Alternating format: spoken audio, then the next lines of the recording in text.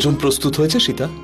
আর্য, আপনি আর একটুখানি অপেক্ষা করুন, আমি আপনার জন্য আরেকটা রুটি বানিয়ে দিচ্ছি। এটা একটু পুড়ে গেছে।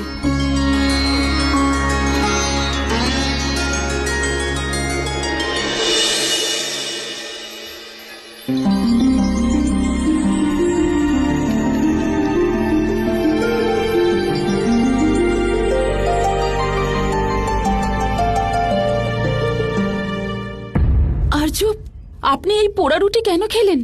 আমি সীতা, এই রুটিটির গুরুত্ব কিন্তু অপরিসীম।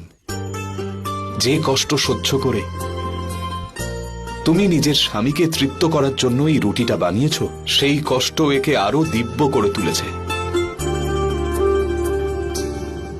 দেবতাদেরও এরকম ভোজন প্রাপ্ত হয় না।